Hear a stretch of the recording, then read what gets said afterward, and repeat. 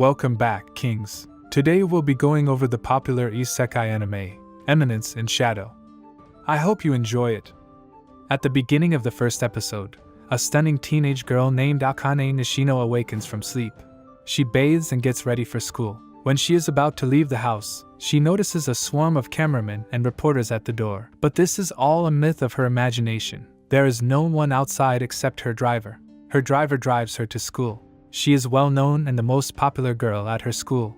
All of the students greet her with a good morning. Then she meets a boy named Kajjino in the locker room. She greets him with a good morning. Kagan responds, but with the incorrect name of Nishimura-san. She corrects him, saying her name is Nishino. In response, Kajjino calls her by another incorrect name, Nishitani-san, and tells her that he only remembers the names of people who are significant to him.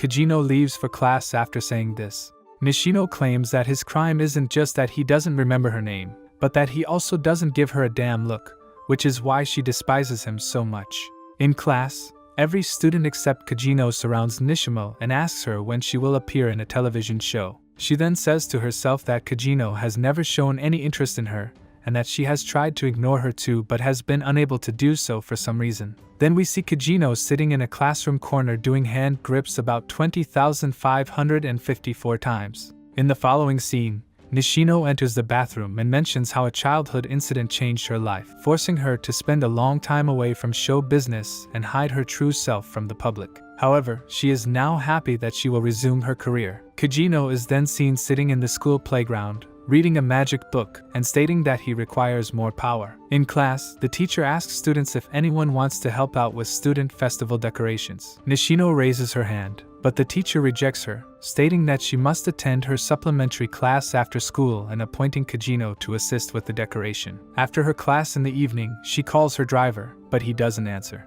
The scene then shifts, and we see two men severely beating her driver.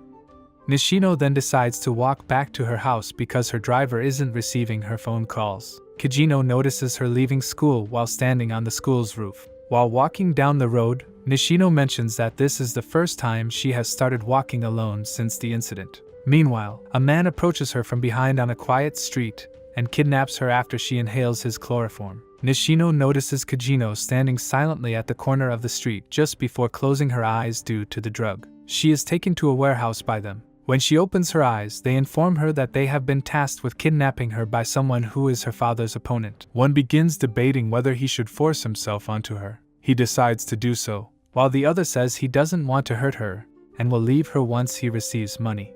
Kajjino is watching everything from the door using his phone. He pulls a mask from his bag and puts it on his face. One of the kidnappers then approaches her, opens her shirt buttons, and claims to know that she has been abducted twice. He mocks her, telling her that she will enjoy her time with him and that he will look after her. She tries to scream but is unable to do so because her mouth is taped shut. The kidnapper tells her that no one can help her and that trying to resist is pointless. Meanwhile, they hear footsteps on the roof. Then they see a shadow, and a man dramatically enters the warehouse by smashing the window. He introduces himself as a stylish Ruffian Sly. The kidnapper attempts to shoot him, but he counterattacks and beats him so hard that he collapses. He then repeatedly stomps on his face with his foot. The second kidnapper pulls out his gun but drops it on the ground, stating that he is an ex-army member who will enjoy killing him without guns. He responds that he has always wanted to fight with an army person. They both initiate the duel. In the beginning, the kidnapper overwhelms him and scars him with his knife. Ruffian Sly then attacks the kidnapper with a crowbar. He mocks him, saying that fighting with crowbars is meaningless. Using a crowbar, he quickly knocks him down. The kidnapper attempts to pick up the gun, but Ruffian Sly stops him and smacks his head with the crowbar several times, saying that he is an expert at using crowbars. He then approaches Nishino and cuts her free. He then exits the warehouse, advising Nishino not to walk alone in the streets. Then, we see Kajjino muttering to himself that he is not strong enough to be the Eminence in Shadow because a single army person gave him such a hard time. Ruffian Sly's identity remains a mystery to Nishino. The next day at school, she greets Kajjino with a good morning. She is taken aback because this is the first time Kajjino has correctly named her. She's still wondering who the Ruffian Sly is. Then we see on TV that a high school student named Minoru Kajjino-san was hit by a truck and is no longer alive. Following this, we are shown a flashback of Kajjino's as a child. He tells us that it is every child's dream to be a superhero, but they abandon their dreams as they grow older. He is not one of them. He then adds that he has always tried to learn skills to become a superhuman, but in reality, all of them are useless. And even if he learns all of the skills of the martial arts, he will only be able to kill 1 or 2 men at a time and will be powerless when surrounded by troops and armed forces. He claims that he has always wanted to be a superhero since being the most powerful human isn't enough because if a nuclear attack occurs, everyone, including the most powerful human, will perish. He goes on to say that he has always wanted to be a superhero who can withstand nuclear attacks. The story then takes a turn, and Kajjino is resurrected into an entirely new world, wearing a unique costume and accompanied by 7 strange girls. One of the girls informs him that they have trapped the enemies and are now awaiting his command to advance. We notice that everyone in this city is unusual. Kajjino then says he has no idea what happened, but whatever did happen was very good for him. He adds that he has gained a new life in a new world as a bounty, and that he now has all the superpowers and magic that he desired in the previous world. I need more power. He orders his squad to advance, and the episode comes to an end here. Shadow Garden is born. Episode 2 begins revealing the fact that Kajjino was reborn in a completely different world as the son of Baron Kajjino, an aristocrat who lives in the boonies. He also has an older sister named Clare. Years pass, and Kajjino matures. He learns that their family has a tradition in which one of them becomes a Dark Knight. Clare is assumed to be the family's new Dark Knight because she is much more powerful than Kajjino. In reality, Kajjino is far more powerful than Clare, but he pretends to be a weakling for a reason. He engages in a money-driven nighttime battle with some bandits, killing them all with the support of his slime clothing and wizardry. After knocking down those burglars, Kajjino comes across a living clump of decaying flesh. It doesn't take Kajjino long to realize that it's a magically cursed creature. He takes it home and uses his magic to try to break the curse. After multiple attempts, he is successful in breaking the curse, and the clump returns to its original form as a naked elf female. Before she notices Kajjino, he sits on a stool with a haughty demeanor, ready to assume the role of eminence and shadow. The elf girl questions him about herself. Kajjino informs her that she is a descendant of the warriors who defeated and killed the terrific devil Dabalos. He goes on to say that the Dabalos cult kidnaps and curses her, and continues by claiming that they are going to resurrect Dabalos and that he needs her to join his group to prevent the cult from doing so. The female elf believes him and agrees to join his team. He tells her that his team's name is Shadow Garden and that her new name is Alpha. Following that, Kajjino gives her a makeover using his own slime suit before leaving. After 3 years, Clare has reached the age of 15. She must now attend Midgar Academy in the capital, where Dark Knights are trained. She teaches her brother Kajjino how to use a sword but is eventually called by a maid, and she walks away, declaring that he will never make any progress. Alpha has now assembled a Shadow 7 squad of 7 girls. The day arrives for her to leave for Midgar Academy, but she is kidnapped by someone from her room. Her father is perplexed as to who could kidnap Clare because she is powerful enough to counter anyone. Kajjino asks Beta, an elf of Shadow 7, where Alpha is, and she replies that she is searching for Clare. Kajjino informs her that Clare has been kidnapped by the Dabalos cult. She pulls out a map, and despite completely missing where he was meant to aim, Sid somehow pinpoints the cult's location. Then Kajjino instructs Beta to summon Shadow 7 and prepare to attack the cults. The focus shifts to Kidnapper and Clare. The kidnapper tells her that he, too, has a daughter like her and that he does not want to harm her. He tells Clare that he once heard about her brother, Kajjino, who once cured her of possession using magic. Clare denies it, claiming that it never happened. In response to the kidnapper's request for more information about her brother, Clare becomes enraged and tries to attack him, threatening to kill his family the next moment if he does anything to her brother. Meanwhile, Shadow 7 enters the scene, killing all of the bandits, and arriving at the location where Clare is chained. The kidnapper challenges Alpha to a duel, but Alpha easily defeats him. He takes an energy pill to gain extra power and attacks Alpha again, but Alpha easily knocks him down. He then smashes his sword into the ground, creating a hole to escape from. Beta tries to pursue him, but Alpha stops her, saying that he will meet the Shadow on his way. The kidnapper then approaches and encounters Kajjino, the Eminence, in the Shadow. They begin fighting, and despite taking numerous energy pills and transforming into his elite form, the kidnapper is easily knocked down by Kajjino's divine powers. Clare breaks her chain and leaves that place. She is unaware that her brother Kajjino is involved in all of this. She returns to her house and acts as if nothing has happened to her. The next day, she greets all of the family members and departs for the capital, In the evening, Kajjino and the Shadow 7 watch the sunset. He expresses his desire to join Midgar Academy. He continues by saying that no one in the village has more strength than he does to impart knowledge to him, but he is confident that an expert contender will be present at Midgar Academy from whom he can pick up additional strategies. Then he convinces himself that he will go to Midgar in 2 years when he will be 15 years old. Then, Alpha addresses him and informs him that she and all the other Shadow 7 girls are leaving him forever. This astounds him,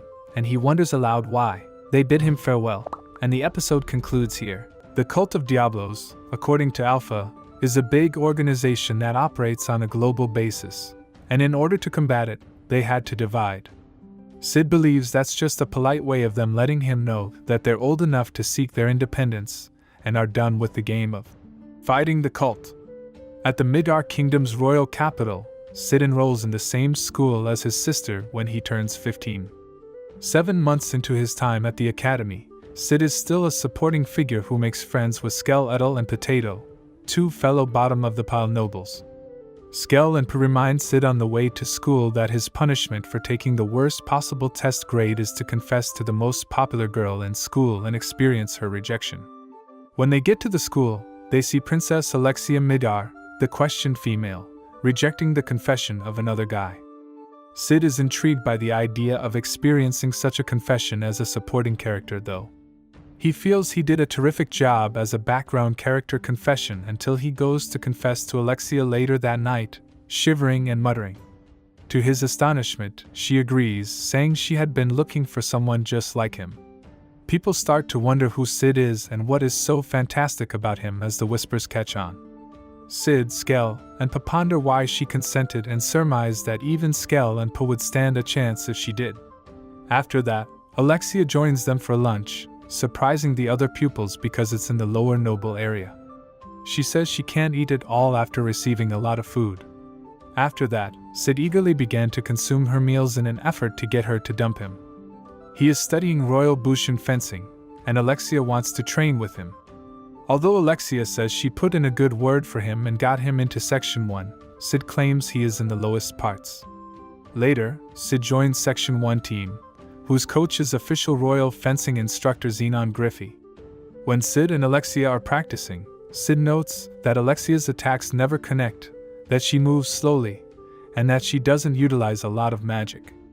Sid then learns that this is because they are reviewing their strokes and counter-strokes.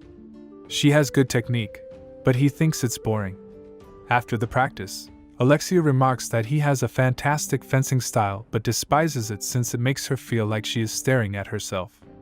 Xenon responds to Alexia by saying that even if it is still a well-kept secret, the fact that she is now Sid's girlfriend won't change. Sid then understands what is happening. Then, Sid asks Alexia why she chose a low-class aristocrat, someone she could easily manage, rather than choosing someone who could help her break her engagement to Xenon. Sid says he doesn't want additional attention and isn't interested in becoming involved in her difficulties, as she affirms. Alexia tells him that's a little cold of him because she is aware that he pretended to confess to her and that his pals were able to tell her everything. She warns him that he won't experience a calm day at the academy if the other students find out that she played with a little girl's emotions. The boyfriend act is something Alexia wants to keep up until Xenon gives up. Since it is obvious that he is superior to Alexia, Sid says he might not give up. Alexia is aware of it, but she needs to buy some time before dealing with it. A gold coin is pulled out and thrown by Alexia. Sid asks her whether he seems like the kind who can be brought as he continues to stare at it. Sid concurs, as does Alexia. He jumps and grabs the coin with his mouth while acting like a dog as she throws another coin. Sid realizes that his parents' budget is insufficient to support his eminence in shadow ops, and he must not let this opportunity pass him by. Sid decides to stay as her boyfriend and is relieved that the students are more interested in her relationship than they are in him, allowing him to play the role of the boyfriend in the background. Alexia behaves responsibly in public but repeatedly disparages Xenon in private. Sid makes the decision to not debate her and to simply concur with everything she says. Alexia responds that it's simple to act polite when Sid asks what's so horrible about Xenon. She also evaluates people based on their shortcomings. For a human, Xenon's lack of any is abnormal. Alexia informs Sid that he just knows the fundamentals of fencing when they are on the train, but she can't keep her eyes off of him. Her fencing was especially violent and sloppy, so he wonders what the matter is with her today. Alexia admits that she has always aspired to be as competent as her sister. She made the decision to grow stronger on her own because she lacked what her sister had. Alexia was given the moniker, the fencing ordinaire, in the end. It's sad that Sid's fencing is unremarkable like hers, but Sid claims he likes her fencing, therefore he doesn't think it tragic. After Alexia's terrible defeat at the Bushin festival, her sister reportedly said the same thing to her. However, her sister was unable to comprehend how pitiful Alexia was feeling. Sid adds that although he isn't a good person and wouldn't care if someone killed 1 million people, he values certain things beyond all else, which is why he admires her fencing technique. Inquiring as to what he means by saying, Alexia pulls her blade. Sid claims he gets angry when people criticize the things he enjoys. When the train stops, Alexia gets off and bids Sid farewell, leading him to believe that their uncomfortable connection is over. Skell and Per regret telling Sid all they did about Alexia, but they are curious about how far he got with her after just dating her for 2 weeks. They find it annoying that Sid claims he didn't succeed since they believe he would have gone the full distance. Xenon and 2 other men stop Sid and his buddies at the school gate. According to Xenon, Sid should be aware that Alexia didn't come back to her hostel last night and that they are looking into the possibility of a kidnapping. Sid is their top suspect because he was last seen with her. Sid gives up after spotting additional knights and realizing his predicament. Alexia awakens in a cell while bound. In the cell next to her, she notices a humanoid monster.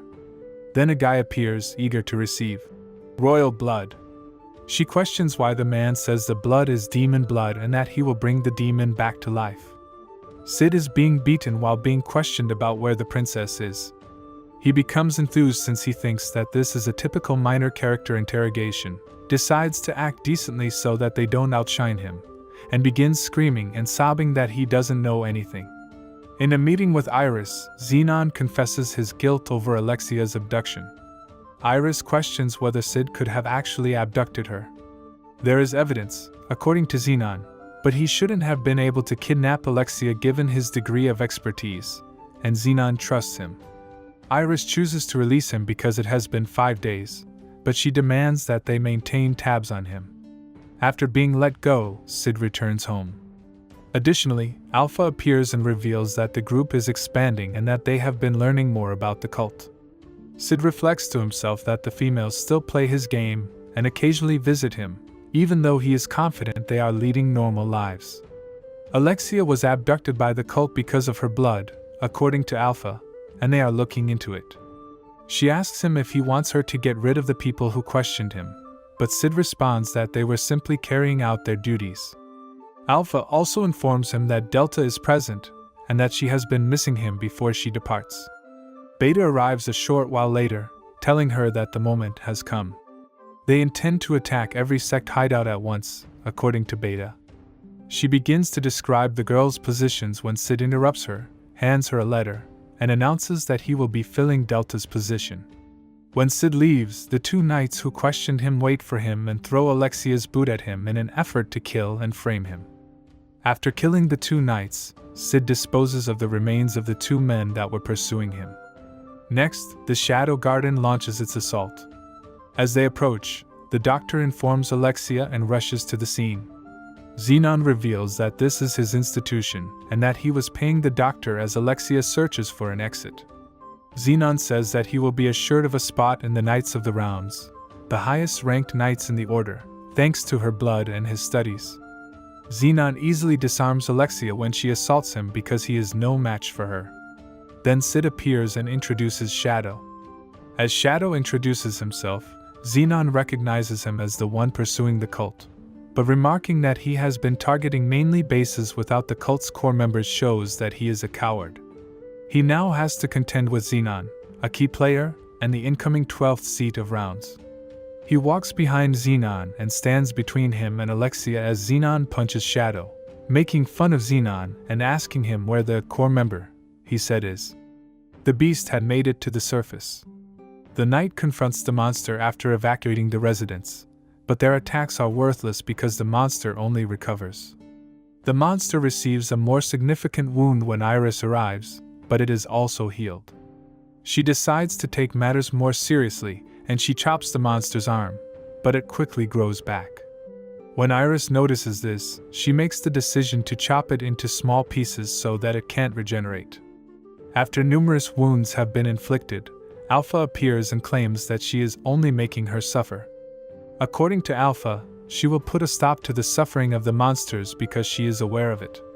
Then Alpha attacks the monster, healing it, and transforming it back into a young girl, which was her original human form. She is identified as being Milia, Greece's daughter, by Alpha after spotting a pendant on her. Then, Alpha informs Iris that they are Shadow Garden and that she should just watch the show while they handle this matter. Xenon chooses to take things more seriously and employs more magical power, but Shadow still has an easy time defeating him. When Alexia watches the fight, she is astounded by Shadow and realizes that, at his foundation, his swordplay is unremarkable. They were faking a relationship, but Xenon has since passed away. Alexia asks Sid if he wants to continue the relationship, but Sid declines. The location they mentioned became well known since a lot of blood was discovered there, but no bodies or reports of missing persons were made. As a result, the case eventually came to be known as the bodyless murder, one of the school's 7 mysteries. The Shadow Garden females are ecstatic about Shadow's might and how, like Xenon, all of their foes would eventually evaporate from his light. They do, however, have one problem. Someone has been dispensing justice while posing as being from Shadow Garden. Iris is now aware of the Shadow Garden and cult. She doesn't trust the Knight's order because she is aware that Xenon was a cult adherent. Sherry Barnett runs upon Sid, who is covered in blood from Alexia's attack, while Sid is reading and carrying books. Skell and Pa want to know how things went with Alexia and whether Sid received a kiss or not. Sid, though, informs them that they split up and did nothing. Disappointed, Skell explains that he knows a store where they can get all kinds of excellent things, including chocolate, which they can use to impress girls. Due to his curiosity about what this world refers to as chocolate, and due to Skell and Poe's overexcitement, Sid accepts. Iris presents a cult item they discovered, but since they are unable to interpret it, she asks Sherry Barnett, the most intelligent person in the kingdom, if she can. Sherry gets encouragement from her Lutheran father to do it. Iris chooses to appoint the Crimson Order to keep an eye on them after Sherry accepts. Lutheran learns that Iris established a new Knight Order, which Iris verifies. It's a modest order, but it was created by people she trusts. Iris agrees to help Alexia's request. Sid, Skell, and Pa visit the store, but they must wait 80 minutes in line since it is so long. Finally, Sid is brought to a throne room in a home atop the storehouse. Sid accepts Gamma's invitation to take a seat on the throne and immediately feels regal. Due to the happenings and the murderer who claims to be from Shadow Garden, Gamma makes the Sid game guess. Sid surmises that Alexia lost control and began murdering people. As soon as he hears something, he pauses and motions for his buddies to leave before they witness him peeing himself. Skell and Pa declare that they won't forget him and won't ever mention it to anybody else since they think that is really manly. When Sid enters the back alley where he had heard Alexia fighting, he is shocked to see her engaged in a struggle with some men who are allegedly from Shadow Garden. They succeed in hurting her, but Sid, posing as Shadow Garden, intervenes and kills one of the attackers before warning the other attackers that they will also pay for impersonating Shadow Garden. As Shadow pursues the men, he murders one of them. A man tells a knight that he lost communication with the puppet and the other 2 men in another scene. Iris is informed by Alexia that the murderer was posing as Shadow Garden. Alexia adds that Shadow is battling the cult, and Iris expresses her hope that when the artifact is decoded, they will learn more. Then, Alexia asks her if the Shadow Garden or the cult are the real threat. On the train to school the following day, rumors started to circulate that Sid had peed his trousers. Pa declares that he won't follow Skell's example and that he is fully informed about the female to whom he will be presenting chocolate. In order to end his background character moment, Sid chooses to give his chocolate to the first girl he meets. Sherry remembers Sid from before. She wonders what the chocolate is in her chamber. When Sherry says a boy gave it to her, her father assumes it was a gift and surmises that it must have been love at first sight. Sherry recalls what her father had said about the concept of love at first sight. New approaches Sid in school while posing as a pupil. Sid is sidetracked and wondering how Skell came to sign him up for a fencing competition, while New describes the situation to him. In the royal capital, Rex, the game of betrayal, they confirm the presence of a named first child. According to New, Rose Oriana, the president of the student council, will take on Sid next. He makes the decision to demonstrate the 48 techniques he has mastered. As their altercation begins, Sid allows himself to be hit and coughs up fake blood to demonstrate his background character method.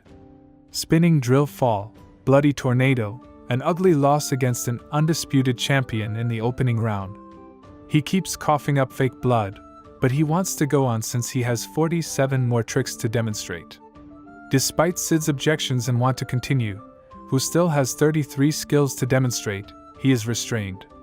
Sid hopes he will still have the opportunity to demonstrate his remaining skills after the fight. Sherry then approaches him and tells him she witnessed his battle and thought he was amazing because he kept getting up. Her father joins them after she informs him that they are going to become friends.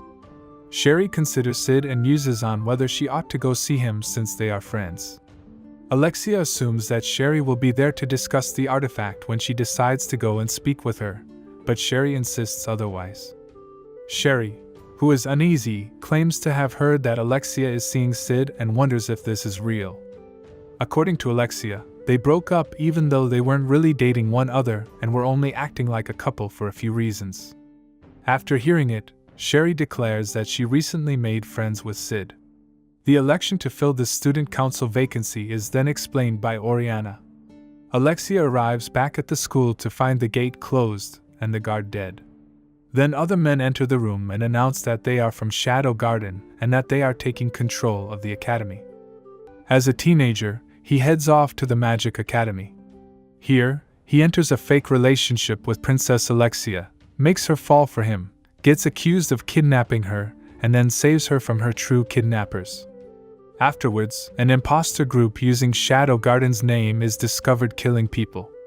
As the real Shadow Garden investigate this group, the Magic Academy is one day taken hostage by them. Wanting to keep his act of being a weakling but not willing to let innocents be killed, Sid takes an attack meant for another student. The imposter group uses an artifact that blocks the magic of all students. Since they can't fight back, they are forced to cooperate with the terrorists who lead them to the auditorium to be held hostage. Meanwhile, Sid revives himself from his supposed death. Taking to the academy's roof, he surveys the situation and is happy at the opportunity to have his shadow alter ego shine. He snipes a ton of the terrorists around campus from the roof before heading inside to defend Sherry Barnett. One of the brightest researcher students, she has an artifact capable of countering the one the terrorists have. She tells Sid that she requires certain tools from her study, so he heads to go get them. On his way there, he fights one of the terrorists, Rex. Though calling it a fight is a bit misleading. Sid completely destroys him in every way. Breaking through his shields, knocking him around like a ragdoll, and showing him a room full of his dead comrades, Sid breaks the man. While Sid heads back to Sherry with the needed tools, one of his Shadow Garden subordinates posing as a student, New, tells him his followers are ready to enter and slay the terrorists at his command. After completing the counter artifact, Sherry heads to the auditorium through one of the academy's hidden passages. When she reaches there and activates it, the students get their magic back and start fighting the terrorists. Then, Sid appears in his shadow form. Fighting the terrorists with his followers, he allows the students to escape while the enemy is killed off. The terrorist leader, a man in a suit of armor, sabotages the building's gas supply to make the whole place burn. With everyone else out of the building, Sid confronts the man in armor in Sherry's research room. Here, it's revealed he is her adoptive father. The man she looks up to and loves as her parent is the one who killed her mother so long ago. all for the sake of some artifacts he could use to cure his own illness. Having heard his reasons, Sid allows himself to be killed and then returns in his shadow outfit to fight the man.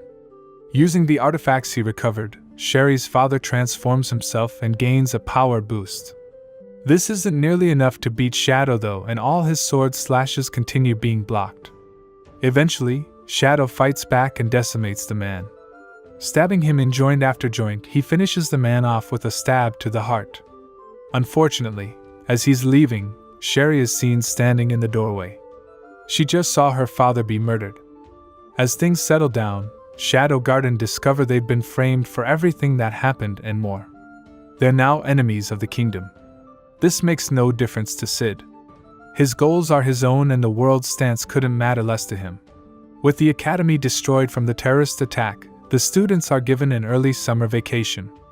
This leaves Sid bored out of his mind with nothing to do. Luckily, he receives a letter from Alpha summoning him to the sacred city of Lindworm. Unknown to him, Alexia is also heading there as part of an investigation for Princess Iris. On his way there, he runs into Princess Rose, the princess of another land. After he sacrificed himself to save her at the beginning of the terrorist attack, she swore her heart to him and has decided to be his lover. Constantly doting over him to the point of frustrating Sid, she reveals her hopes for what's to come. Sid should participate in the goddess trials taking place in Lindworm and do his best to win. If he can do this, then she can ask her father to allow their marriage, as he'll have proven his worth. Sid is uninterested though, and avoids her every attempt to seduce him over the course of their journey. Arriving in Lindworm, Sid discovers one of his followers, Beta, has become a famous author using the stories Sid told her about from his own world. When he approaches, she hands him a coded message about the mission Alpha summoned him here for. That night, as Sid watches over the city from high above, Archbishop Drake of this land's church is found murdered and Alpha is seen fleeing the scene. Enjoying his time in Lindworm, Sid heads to a local hot spring. Here, he meets Alexia and they share a bath. Something that surprisingly neither of them bat an eye at. Alexia explains the goddess trials to him. An annual event where Lindworm's sanctuary door opens. Warriors from all over the world come here to prove their worth by fighting the spirits of warriors from the past. Unfortunately, Sid can't participate as one must register for it beforehand and the spirits only appear to those they believe worthy. She also reveals that she was here to audit the now-dead Archbishop. The next day, as the trials begin and Sid sits in the stands to spectate, he regrets not being able to participate as Shadow.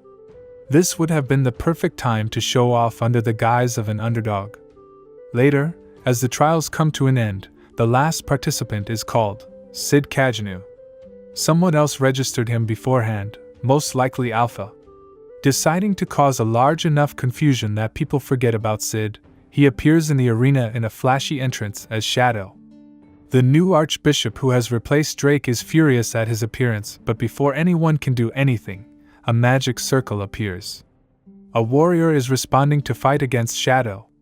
Having deemed him worthy, the spirit summoned to fight Shadow is that of Aurora, the strongest witch to ever live in this world. Shadow is overjoyed at finally finding an opponent who can actually give him a fun fight. Aurora uses ancient magic known only to her to use blood-red spears with changeable length and flexibility. She uses them to chase Shadow around the arena and keep him on the defensive. While this tricks the spectators into thinking he'll lose, Shadow is actually just observing her. By doing this, he realizes something. Aurora is trapped under someone else's control and cannot fight at full power. Grateful for the fight and sad at Aurora's misfortune, Shadow flies towards her with one single, incredibly powerful sword slash and slices straight through her, sending her spirit back to where it came from. As Shadow flies away from the scene, a giant crimson-red magic door appears. The sanctuary door. Over with Sid, a magic door has appeared in front of him as well. Deciding to play along, he walks into it. Back in the arena, all the people are evacuated out. Remaining are Rose, Alexia, and Archbishop Nelson. Members of Shadow Garden appear to surround them and enter the door, taking Nelson with them. Remembering her past encounters with Shadow, Alexia jumps in as well, followed by Rose. Inside the door, they discover the truth behind the sanctuary. Girls like Alpha are the descendants of children who were experimented on long ago by the cult of Diablos. This, the sanctuary, is where they carried out their operations. To gain power, they injected children with the cells of the demon Diablos itself. Ever since that time, the cult have made use of children compatible with Diablos cells to create a special drug, the beads of Diablos. These grant ageless immortality and power, but they're incomplete and have to be consumed every year. Archbishop Nelson is one of the 12 high-ranked individuals, the Knights of the Round, who consume these. The church itself is the cult of Diablos. Meanwhile with Sid, the door he entered has led him to Aurora. Trapped in a chair in a white void, she has Sid free her and explains to him what the sanctuary is. A prison made of memories themselves. The only way to destroy it and escape is to destroy the place's magical core. To achieve this goal, the two set off into memory after memory that's held in the sanctuary. Back with the others, when Nelson admits to being one of the original members of the cult who first invented the beads of Diablos, he's impaled through the back by Delta and left to die. Unfortunately, he can't quite be killed that easily and emerges from the pond he fell in as a demon. Using his control over the sanctuary, Nelson separates Alpha, Beta, Delta, Rose and Alexia from the rest of Shadow Garden into a white void and takes them on in battle. By creating dozens of clones, Nelson keeps the girls on their toes as he keeps coming back no matter how many of him Delta kills. Then, he reveals his advantage. The closer they are to the sanctuary's core, the more their magic will be drained and the stronger he'll get. Back with Sid and Aurora, they've continued to destroy memory after memory on their way to the sanctuary's core. At one point, they come under attack by zombies sent by the sanctuary as a defense mechanism. Fighting through them, they finally reach an empty room. Here, a beautiful sword is embedded in the ground in front of a door covered with chains. With the girls, Nelson is terrified by the brute strength displayed by Delta as she destroys clone after clone without tiring. No matter what he does, he can't seem to gain the upper hand. Eventually, Delta and Alpha together kill so many of his clones that the void prison he made shatters and they all return to the main sanctuary. Feeling defeated, Nelson tries one last trick. He summons the spirit of Olivier, the ancestor of Alpha who the cult used to defeat Diablos ages ago. Before a fight can break out though, the other members of Shadow Garden arrive and inform Alpha that they've copied all the information they needed from the sanctuary's records. Since their objective is complete, Shadow Garden simply leave, creating a portal to escape. With their knowledge of the sanctuary's defenses now, they can return whenever they wish. Over with Sid and Aurora. They tried to use the sword embedded in front of the chained door, but inscriptions appeared to tell them only a direct descendant can pull the sword from where it's stuck. Now they've just been waiting for someone else to appear. When a portal opens, Sid is relieved that the supposed protagonist has appeared, but it's revealed to just be Nelson along with Olivier. Nelson orders her to kill Sid, throwing the two into a duel. While Nelson and Aurora are both convinced that Sid has no chance of beating Olivier, he seems strangely calm even as he's injured. Turning to Nelson, he says there's no fun in fighting a puppet with no heart.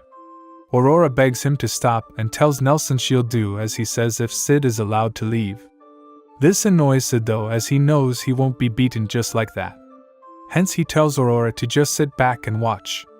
Then suddenly, Olivier appears in his guard and stabs Sid all the way through. Surprisingly, he simply smirks at her, and a blue flame appears in his eye. Olivier stabs Sid, but he grabs her and bites her, shredding her neck and destroying her. Nelson questions how Sid is still alive after being stabbed, and Sid explains that if your essential organs and arteries are protected, it is possible to survive a stabbing. Nelson expresses amazement at seeing Olivier vanquished by a child with no magic, but claims she was only a copy. He conjures numerous clones of Olivier using the quantity of magic he possesses in the sanctuary's center. Several people assault Sid, but he uses his power to defeat them by opening his right eye.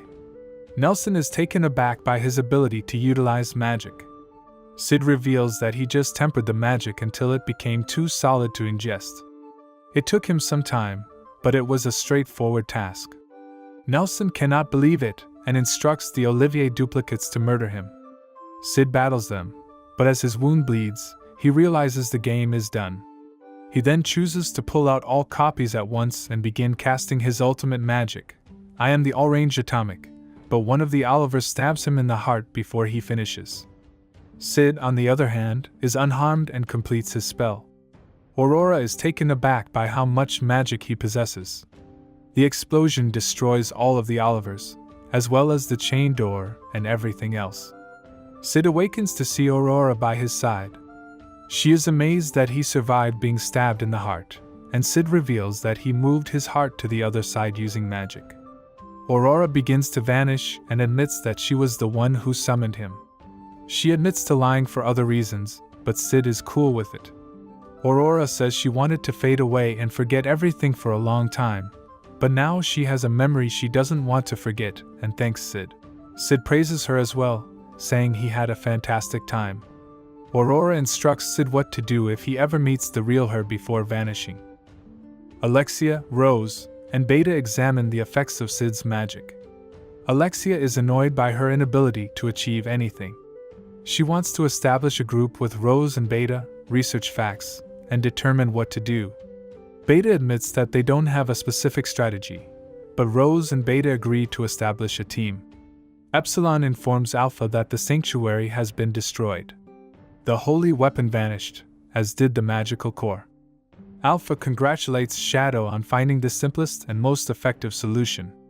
Epsilon also says that Beta is working with Alexia and may have gained access to her inner circle.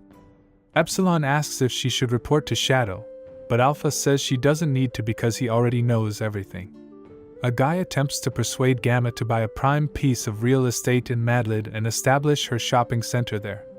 Gamma is unsure at first, but when one of her staff informs her that they have discovered petroleum, Gamma decides to acquire every property on that street and says that she wants to renovate the city and make it the best in Velgalta. Meanwhile, Alpha and the others suspect Delta is still in the Sacred Land, but they decide to let her go because she will return home when she gets cold. Alpha recalls a previous time with Sid, when they established their base of operations. She says that they must begin training the girls since they would be fighting the cult, and will need to improve their specific strengths. Alpha learns that the Royal Chancellor, Per Vashat, is planning a visit to Midgar. Alexia informs Iris that the Archbishop was a member of the cult. To keep the sanctuary hidden, they need a large organization, and Alexia wants to research the divine teachings. Iris had proposed the same idea to their father, but he had urged them not to do anything. Iris, on the other hand, believes that if she wins the Bushin festival again, she will have more public backing and support, and their father will have to listen to her. Alexia fears if the cult or Shadow Garden would intervene, but Iris is confident in her sword abilities. Iris wonders why Alexia walked inside the sanctuary when she didn't instruct her to. Alexia then behaves foolishly, excuses herself, and departs. Iris muses to herself that her Crimson Knights have lost their strongest members and are unlikely to be rebuilt. The Night Order was backing her, but she suspects they despise her since she got their most powerful members killed. Iris believes she must win the competition and show them the way. Rose is exercising, but she is experiencing unusual feelings and a demonic possession on her chest. The Bushin festival has begun, and great fighters from all around the world have begun to converge. Seeing them, Sid wishes to enter the event as well, pretending to be weak but defeating its opponents and shocking everyone with how strong he is. Sid pays a visit to Gamma and begs her to assist him prepare a disguise so that he can attend the Bushin festival. Gamma asks why, but Sid refuses to tell her. Gamma employs a unique slime goo to disguise his face and mold it as desired. She gives him photographs of how he wants to seem, and Sid notices that he wants to appear weak. Mundane Man, a slacker dark knight with little skill, is then suggested by Gamma. He was disowned by his noble family and died quietly and unremarkably 5 years ago. Sid consents, and Gamma transforms him into Mundane. Sid then alters his stance to resemble his new identity. And Rose, who summoned an ancient warrior during the goddess trial, sees Sid in his mundane persona. She declares him an amateur based on his poor equipment, and frail condition and advises him not to participate in the Bushin festival. Sid advises her not to judge a book by its cover and that he doesn't require her assistance. He walks away, pleased that his disguise worked. Quentin instantly stops him and tells him he needs to follow his advice. Quentin adds that he has battled countless times in Bushin festivals, and each time there are weaklings like Sid, so he should just go home. Sid claims to be at least as powerful as Quentin. Quentin is enraged, and he takes up Sid and punches him into an alley. Sid continues to claim he is weak, infuriating Quentin even more. Sid observes that there are various moves he can use right now to overcome Quentin, but he has no intention of fighting right now and lets Quentin beat him up. Quentin is ultimately stopped by Anne Rose. She apologizes to Sid, and while she could have stopped the battle at any time, she chooses to let Quentin beat him up in order for Sid to quit and avoid more injury during the festival. Sid walks away, which surprises Anne Rose because he isn't harmed. She introduces herself and inquires about Sid's name, which Sid discloses to be Mundane Man. Sid meets Skeletal, who wishes to place wagers and win money in the competition. He says that the event will begin with prelims and that only the best will advance to the main tournament. He also informs him on the favorites. Sid worries how to overcome the greater opponents without exposing his powers, since he wants to exhibit his talents only at the end. As he walks away, he encounters Rose, who says that she is acquainted with Alexia and Natsum Kafka. She also adds that she will meet her father, who will introduce her to her betrothed, Perv Asshat. Rose reveals that she is a princess from a realm of art and culture, but her decision to become a knight disappointed and deceived many people. When she was younger, she encountered a hero who encouraged her to pick up a sword.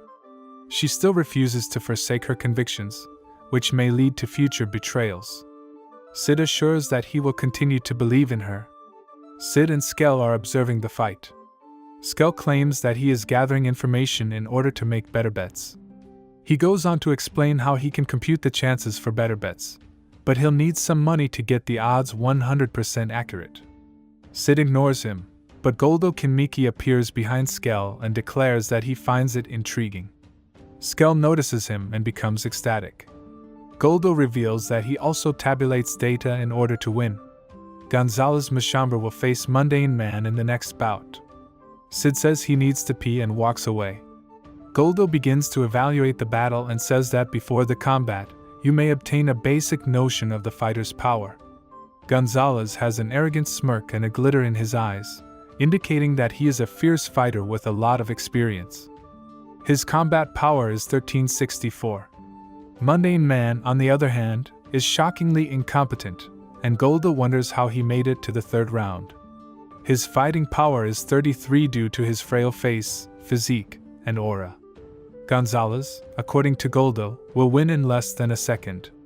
The analysis has impressed Skell. Gonzalez collapses a split second after the action begins. People believe Gonzalez stumbled and fell, and Mundane is declared the winner, disappointing the audience. Anne Rose, on the other hand, witnessed Mundane land 2 rapid punches on the chin. Goldo acts as though he knew this would happen and Mundane would triumph. He advises Skell that you may win by betting on those with more fight power or by betting on their opponents. Mundane will face Goldo in the 4th match tomorrow. As Goldo departs, Sid returns, and Skell requests that he give him all of his money so that he may wager on Goldo, but Sid refuses. Skell comes on Sid's door early in the morning and gives him the newspaper, which reports that Rose stabbed her fiancé Perv Asshat and fled. Rose's escape has led to her being accused of attacking her fiancé, Perv Asshat, and Princess Alexia is determined to find and protect her friend. Beta, one of Sid's followers, attempts to prevent Alexia from interfering, as she already knows that Rose is hiding in the underground ruins. During the tournament, Sid meets an elf named Beatrix who is searching for her missing niece. She asks him if he knows anyone who looks like her. Sid sees that Beatrix bears a striking resemblance to Alpha. However, he doesn't let her know about her. Meanwhile, Rose Nixahan of Valgada's 7 Blades and a towering figure of a man, Quentin, are suspicious of Mundane's abilities.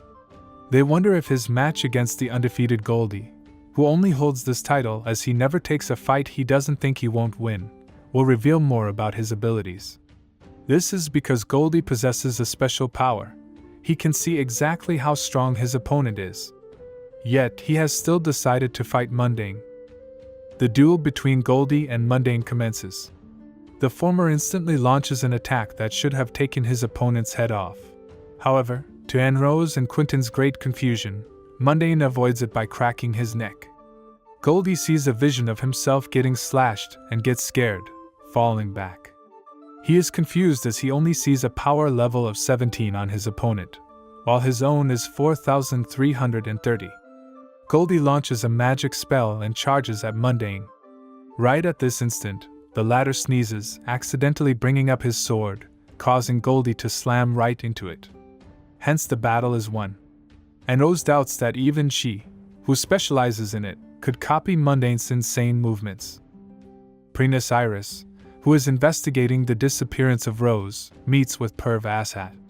She uncovers that Rose did not harm him at all, and it's all a massive ploy for influence, as he holds a nefarious sway over his king.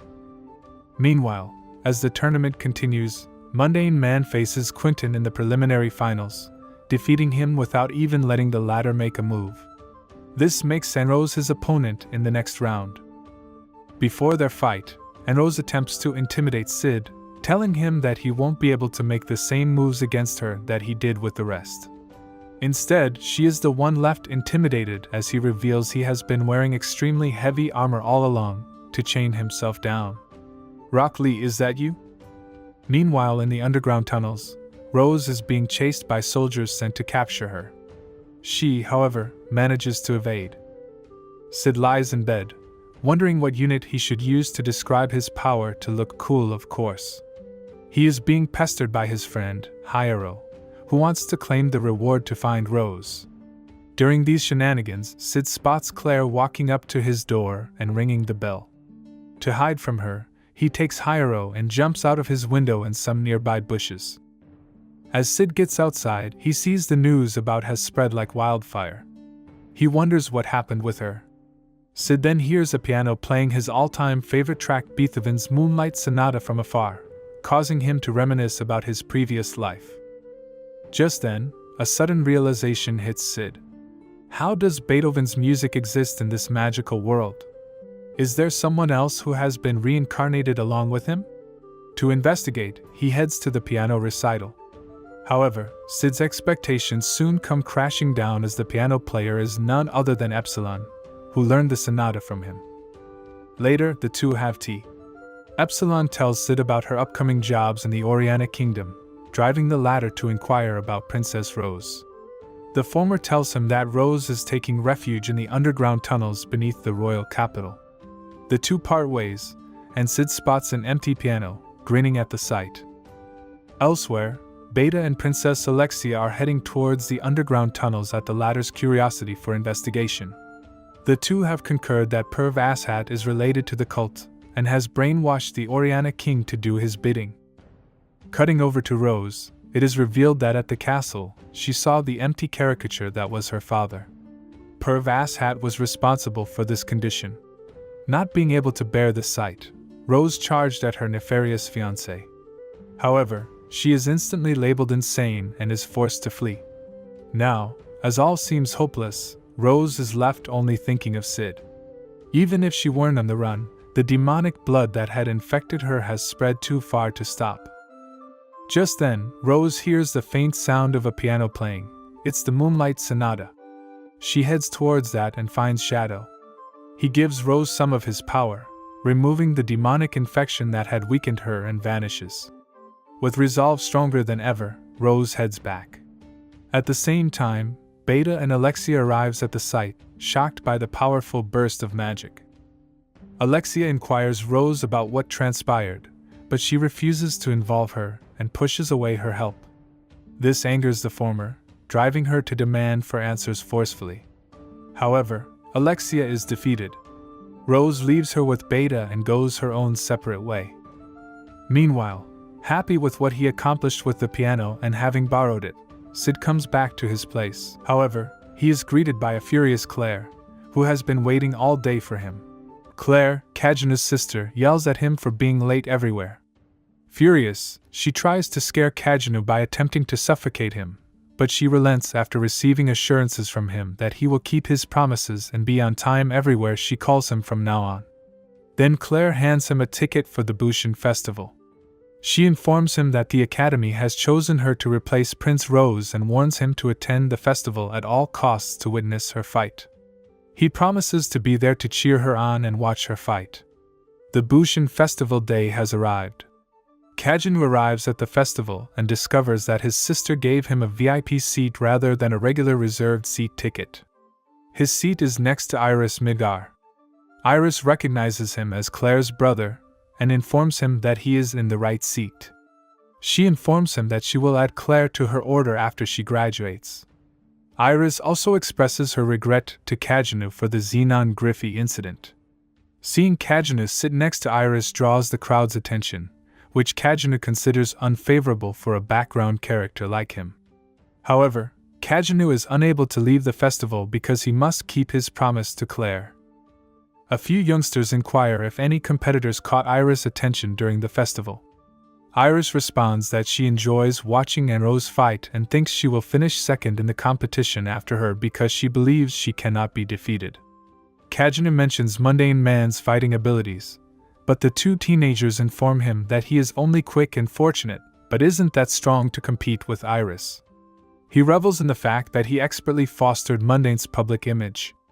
Iris claims that she also enjoys watching an elf who won the inaugural Bushin Festival tournament but isn't currently competing.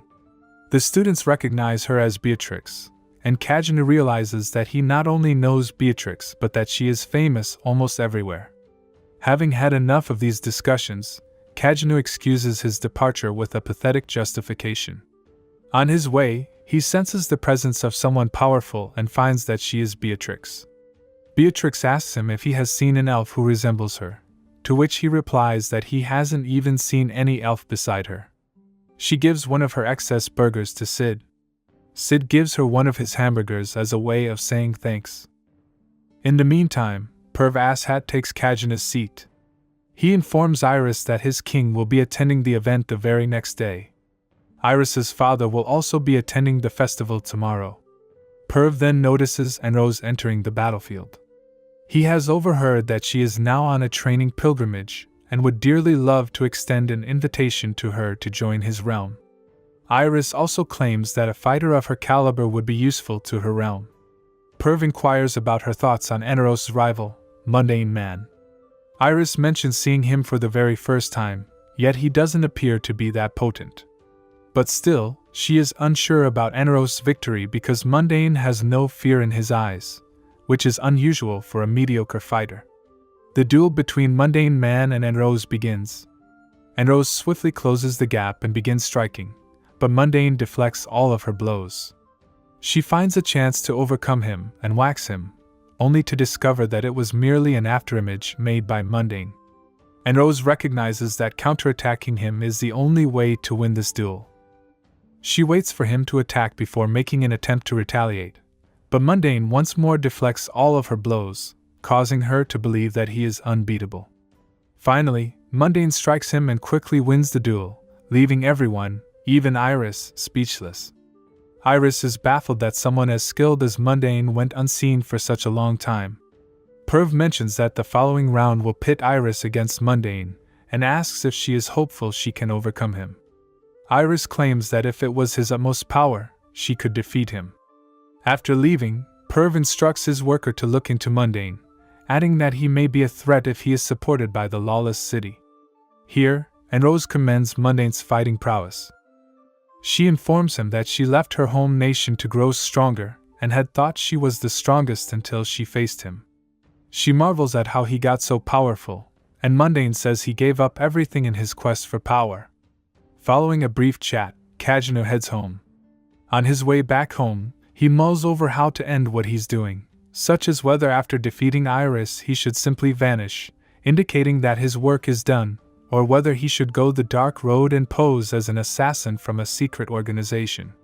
He arrives home thinking about this. There, Clare is awaiting him. She inquires as to whether he enjoyed her match. Hearing this, Kajjino realizes she is going to kill him since he missed her match. The next morning, while practicing, Iris reflects on her journey from being a kid who won all of her fighting contests to who she is now. She is driven to produce results and demonstrate her capacity for resistance to divine teachings. Finally, the moment for the next battle is approaching. Kajjino arrives at the seating area.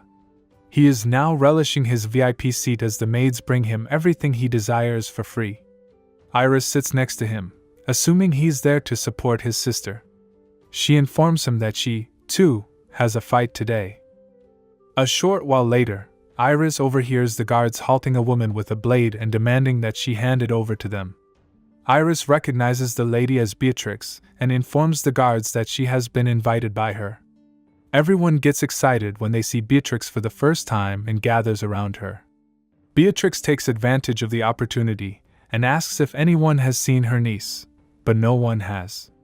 They also question if she has a favorite contender, and Beatrix says he is Kajjino. Hearing this, many are startled since Kajjino isn't so talented, and some begin to doubt Beatrix's ability. Perv poisons King Oriana once more, but this time he is irritated by how the medicine sweetens his odor and instructs his men to disguise it with fragrances. Perv believes Rose will come to help her dad and adds that because she has shown symptoms of possession, she will become perfect material for the cult's testing. In the case that Rose fails to arrive, Perv plans to employ King Oriana to assassinate King Midgar, which will lead to a war between the two kingdoms. Perv thinks the ideal time to move will be during Iris' match and aims to use the new monarch of Midgar as his puppet. However, he is still concerned about Mundane Man because he couldn't uncover any information about him. Perv is also concerned about Shadow Garden, believing that they are collaborating with Rose. He enters the VIP section, and as he walks by Beatrix, she mentions that he and the king smell horrible. Infuriated, Perv orders to kick her out, but Iris intervenes and reveals to him that she is Beatrix, the war goddess. Perv immediately apologizes to her after learning this.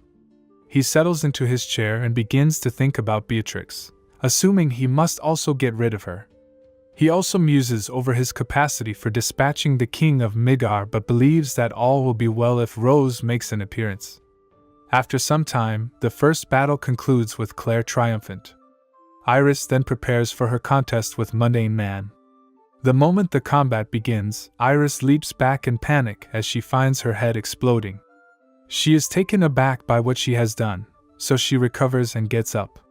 She suddenly feels like she's losing her leg and learns that Mundane has the entire battlefield under his control.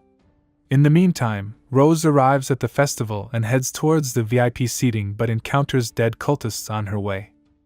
Behind her, Beta and other members of the Shadow Garden appear out of nowhere and give her the green signal that she can go on and fulfill her task. Iris, meanwhile, continues to feel as though Mundane's strikes are causing her to lose limbs. She knows she feels this way because of the expression in his eyes and because each time he gently moves his gravity center, indicating that it is done by his power rather than an artifact. Iris fans start to lose patience with her as they perceive fear in her as she continues to retreat. Iris becomes enraged and strikes, but she quickly learns that Mundane isn't even brandishing his sword. Everything he did was intended to lead her to believe he was waving his blade. Then, Mundane takes her blade from her hand and grabs her by the throat, bringing her to the ground. Now with his blade at her throat, Mundane mocks her, asking whether she has used all of her skills or if there is anything else she can do. Perv can't believe it when Iris loses the combat without inflicting even a single scratch on Mundane. After seeing Mundane's battle, Beatrix declares her desire to confront him. Then Rose appears in front of everyone and expresses her regret to her father. She admits that she has done many things wrong and is probably going to do so again, but she vows that she will continue on the track she believes to be correct. All of her misdeeds are forgiven by King Oriana. Perv is astonished because he didn't tell him to say that. Rose screams and leaps at Perv, who then uses the king as a cover, but Rose continues and stabs the king, bewildering everyone. The king confesses his love to Rose in the final seconds before his death. Perv is enraged by how effortlessly she murdered her father. When he notices Rose with her blade at her neck, he commands his men to stop her. In the nick of time, Mundane makes a dramatic entry from the window. He asks if Rose made that decision while slaying Perv's men. Following this, Mundane declares that it is time for him to reveal his true identity and ends up turning to Shadow. Rose refers to him as the stylish bandit killer. Watching him fight reminded her of a time when Kajjino had rescued her from thugs and introduced himself as the stylish bandit Sly. Rose is bewildered to discover that Shadow was the stylish bandit slayer, and that even as a small child, he faced his fears and battled evils. Shadow informs her that her work is not over. Rose then gets up and walks away. Perv attempts to stop her, but the other members of the Shadow Garden have already dispatched all of his men. Beatrix then promises to carry out her promise and lunges at Shadow. Perv takes advantage of the opportunity to flee as their swords collide. The king of Midgar is warned that the combat between Shadow and Beatrix may extend beyond the stadium's boundaries. When the monarch inquires about Perv, he is notified that he is on his way to the borders on a cart, and would most probably return to the Oriana Kingdom without pausing at the embassy. They're also looking after Oriana King's body. King Midgar instructs them to go through Marquis Grant, the leader of the anti-chancellor faction, while delivering it to the Oriana Kingdom, and to brace themselves as the evil that has lurked since antiquity has taken on a darker tint. On the other side, the battle between Beatrix and Shadow is still ongoing. Shadow is much faster than she expected and begins to close in on her quickly. She only just manages to see him in time to avoid being attacked by him. Iris also arrives and declares her desire to join the battle. Shadow notices that she is drawing a sword and that it is a mithril blade engraved with archaic runes. He makes fun of her for employing an artifact. Iris becomes irate and strikes at Shadow with the blade, which has transformed into a huge fire sword. Shadow effortlessly sidesteps the blow and claims that it has good aesthetics and is better suited for a festival performance. After that, Beatrix assaults him, and Iris joins Beatrix in combat with Shadow. Their fight goes around the city, and they finally manage to shove him into a construction area. After that, Shadow grabs 2 crowbars and quickly deflects Beatrix and Iris blows. They continue fighting until they are on top of a train, where Shadow makes fun of them and warns them to be careful not to fall. In the meantime, Rose has left the arena and is unsure of what to do next. She is confronted by Alpha, who offers her the choice between fighting alongside Shadow Garden or continuing to battle on her own. Rose asks Alpha if they plan to defend Oriana Kingdom, but Alpha responds that they won't be able to help her in her current state, and that she must first prove her value if she wants to keep her nation. After giving it some thought, Rose chooses to join the Shadow Garden. During the fight, Beatrix muses over whether she and Shadow have ever encountered each other before. Shadow claims to recall formidable foes, but he questions whether they were really impressive for him to recall them. He dives into the river and launches water at them, employing magic, but he soon realizes that wizardry doesn't flow well in regular water. He throws Iris into the water, but Beatrix tackles him and breaks his crowbar. As they continue fighting, they arrive at a building, where Beatrix is attacked from behind by Shadow, but she effortlessly repels him because she has grown accustomed to his attacks. Shadow commends her and adds that while they are nearly comparable in terms of swordplay, her use of magic should be improved. Iris immediately attacks, but Shadow blocks her blow with his fist and declares that he cannot be vanquished by using someone else's might. Iris assures Beatrix that she will render him helpless, even if it means risking her life so that Beatrix can subsequently dispatch him. Iris lunges towards Shadow, letting go of her sword as she strikes it, and reaches out to grab him, but Shadow punches her in the face with his knee. Beatrix completes powering her strike, and with this hit, she successfully strikes Shadow's sword. However, he again evades her assault, grabs her, and smashes her over Iris before stomping both of them. Shadow tries to depart, but the girls get to their feet, and Iris informs him every warrior in the city ought to kill him, so there is nowhere for him to hide since he has made the entire kingdom into his adversary. But to their surprise, Shadow bursts into uncontrollable laughter and declares he is not running anywhere. He then shows his power, engulfing much of the city, and declares that playtime is finished. The girls are astounded by his strength. Shadow begins casting the I Am Atomic attack but ends it before it is finished and walks away. Iris gets to her knees and begins to weep when she notices him gone. Mordred expressed his dissatisfaction with Perv in the Oriana Kingdom to the extent that he was compelled to ask for his superior's pardon for his blunder. Perv also informs his supervisors that, as long as the cult controls the royals, Rose would be unable to remain hidden. Perv is confident that Rose can't ignore Oriana's predicament and will undoubtedly return because things are already very chaotic due to the death of their king. Mordred expresses his optimism about this and cautions Perv not to let him down too badly. The following day, Beatrix departs the city after being dissatisfied with her search results. She advises Iris not to take her loss too seriously because there are many things that humans cannot overcome. While Midgar Kingdom searches for Shadow, Beta surmises that this was Shadow's intention, to keep them busy with himself and away from the events in Oriana Kingdom. They resolve to wrap up the investigation quickly and dispatch additional personnel to look into the lawless city and keep a careful check on the major corporate alliance because Shadow is actively getting involved. With the commencement of the new academic year, Kajjino questions where Skell is. Pa says he accepted a job that would last a while. Pa laments that he was not inside the city when the demon Shadow came and engulfed the nation's capital in magic, as this must have scared many girls who would have needed comfort, and that he would have been delighted to help those lovely girls. Kajjino swiftly shifts the topic and expresses worry that what he did has become so well known. In the meantime, Rose and Alpha arrive at the Kajjino realm. After that, Alpha says that they are moving farther into the forests and past the mountain. Rose is taken aback as mystical animals invade the area. Alpha informs her that when Shadow visited the mountains, he vanquished the Mist Dragon, who had crowned Shadow Emperor of this realm, and drenched him in dragon's breath. When they arrive at their intended location in the forest, Alpha informs them that they are at the headquarters of Shadow Garden, which is located in the old city of Alexandria. Rose is introduced to Lambda by Alpha, who also instructs Lambda to train the recruit. Lambda calls 664 and 665 and informs them that Rose will be joining their team as member number 666.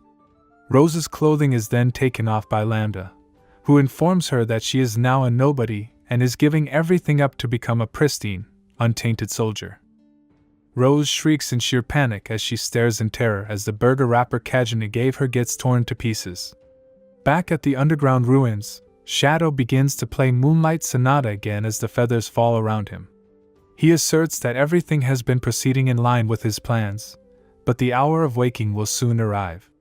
Shadow finishes his play and walks away, letting one black feather fall to the piano keys, and this is where this anime ends.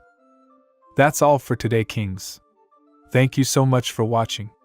If you enjoyed, be sure to like and subscribe for more recaps coming your way. I'll see you all very soon.